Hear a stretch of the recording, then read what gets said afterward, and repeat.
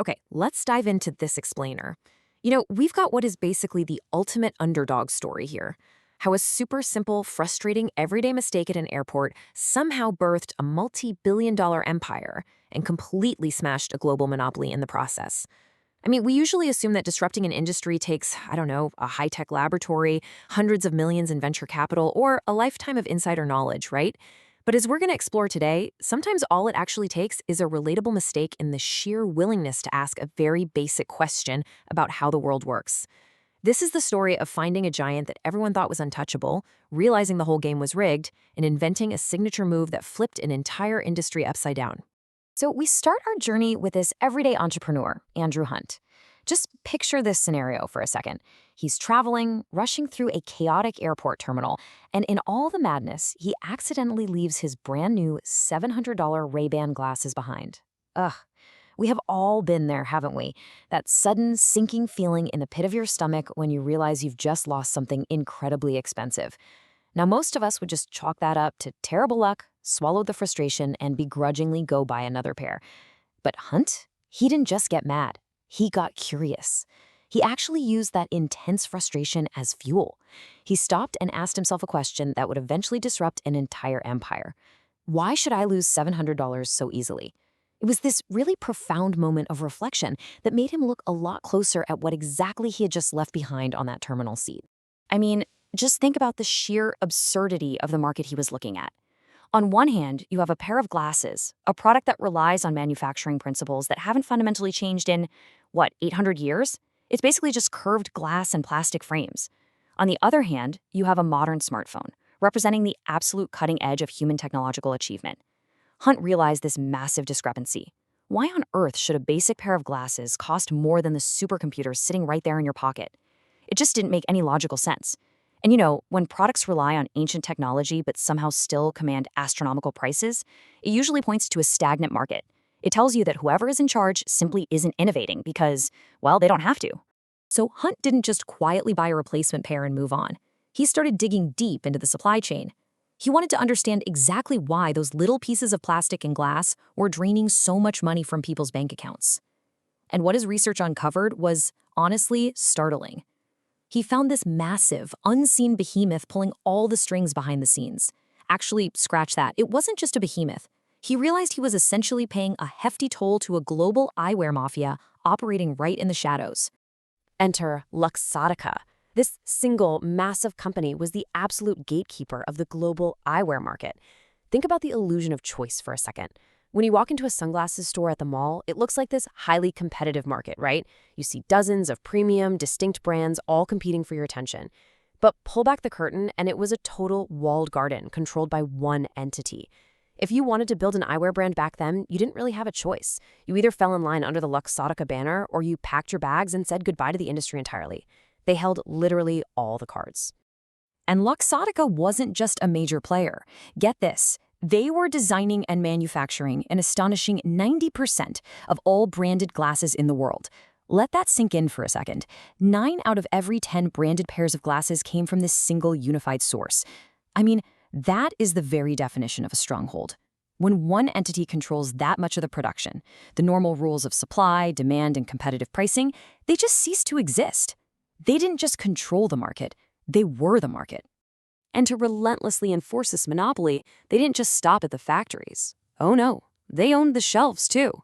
Through a staggering 13,336 retail branches globally, they controlled the entire pipeline, from the designer sketchpad all the way to the physical display case where you swiped your credit card.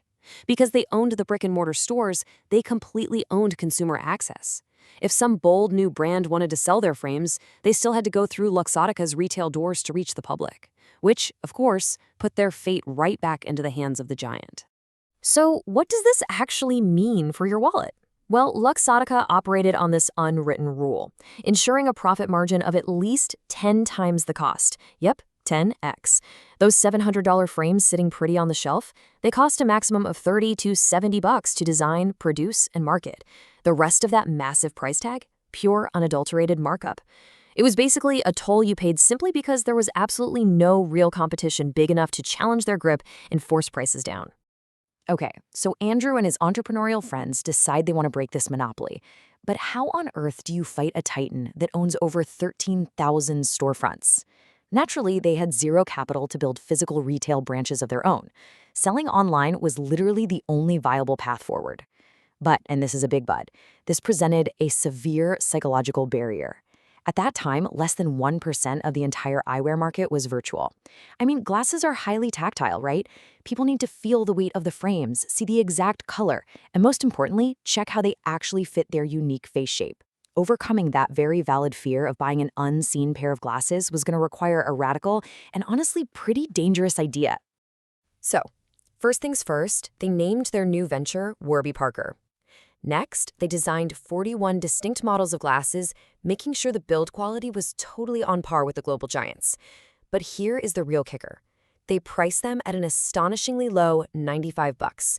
By selling directly online and completely bypassing Luxottica's 13,000 retail middlemen, they could totally avoid that punishing 10x markup. They put these beautiful models on their website and presented the public with this brilliant pitch that disrupted the traditional retail model from the ground up. To eliminate that deep-seated fear of buying something unseen, they engineered an absolute masterstroke. It was completely risk-free. Step 1, you hop online and pick 5 frames out of their collection. Step 2, they ship them right to your door completely for free.